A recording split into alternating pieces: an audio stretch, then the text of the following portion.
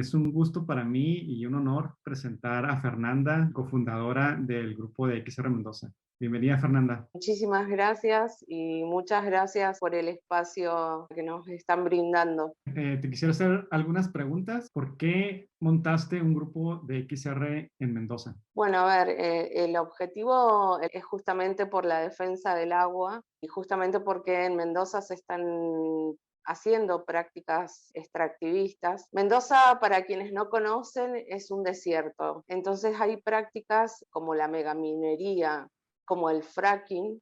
Tenemos el yacimiento petrolífero no convencional más grande de América Latina, que es Vaca Muerta, que realmente nos están dejando con el agua contaminada y sin agua. La verdad es que es una problemática grave, gravísima, no solo porque afecta al medio ambiente, sino que afecta a la salud de las poblaciones que viven alrededor de donde se está haciendo esta práctica. En una provincia que se llama Río Negro, en Allen, ya hay muertes en niños de 7 años.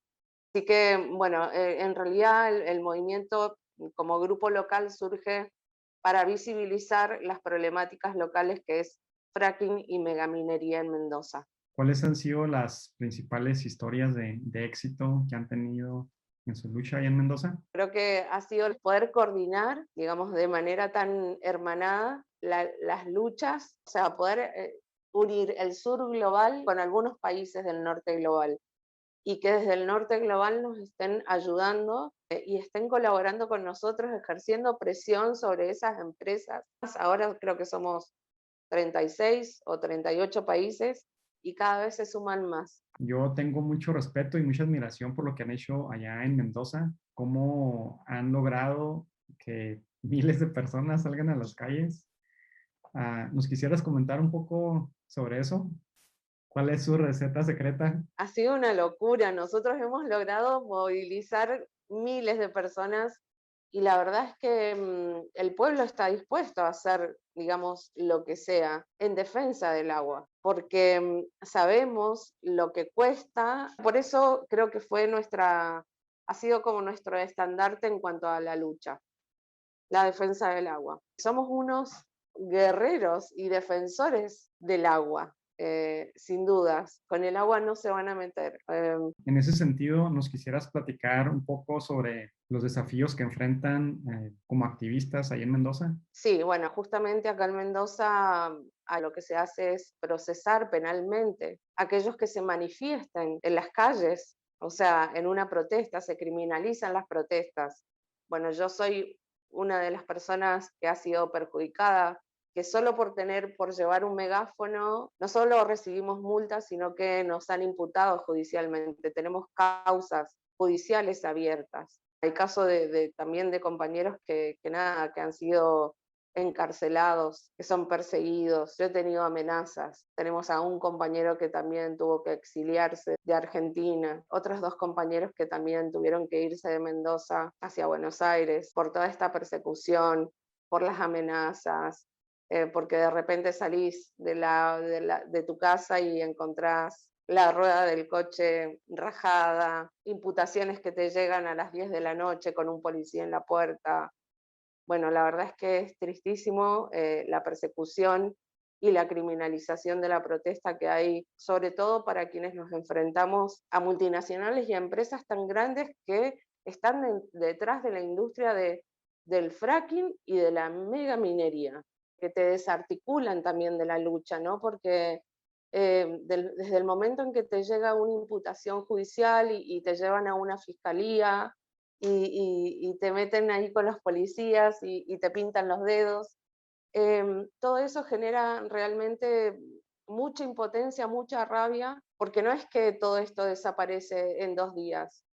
Yo ya llevo 1 año y medio con esta causa encima. Necesitamos realmente que todo esto se visibilice lo que más se pueda. O sea, los activistas en el sur global somos amenazados, son asesinados, son perseguidos, son imputados, son silenciados, son desarticulados de las luchas y la verdad es que necesitamos estar en la lucha.